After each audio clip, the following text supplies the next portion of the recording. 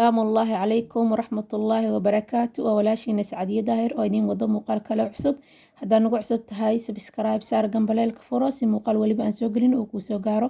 maanta waxaan sameyn doonaa insha Allah lamiyad laba nuuc ah daawasho wanaagsan ugu horeyntii waxaa soo qaatay weel qaybta hore ayaan sameyn doonaa insha Allah hadda waxaan ku shubtay hal koob oo caano ah waxaa kaloo ku shubanayaa nus koob hal koob iyo bar caano camal ah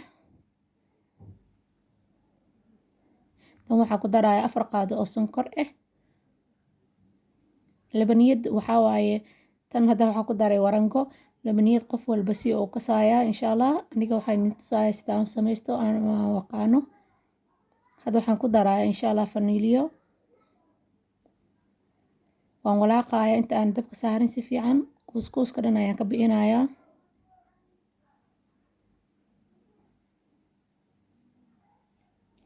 dabka ayaan soo saaray walaaqa kama deynayo ilaa ay sida aan rabo iga noqoto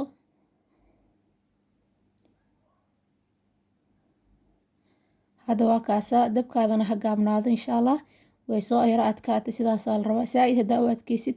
hadhoodi markaa cunaysid macaan kula noqonayso haddana waxaan ku shubayaa koobabka dan talaajada ayaan iska gelinayaa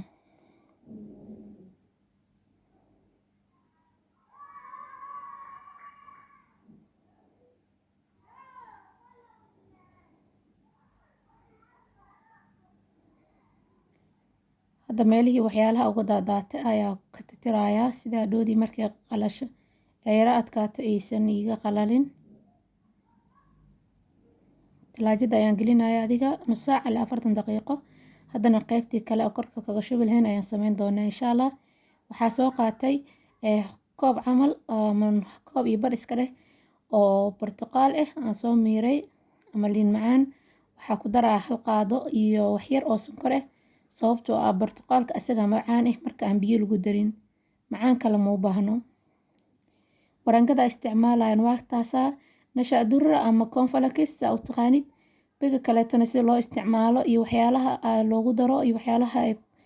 yani aad ku sameysan kartid oo dhan ayay ku jirto ayaa ku qoran halkaas ayaad ka akhrisan kartaa 2 baaka ayaa ku jirto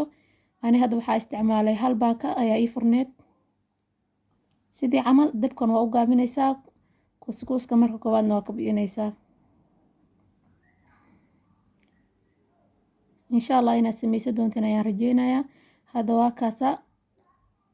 way soo adkaatay sidii la rabay ayay noqotay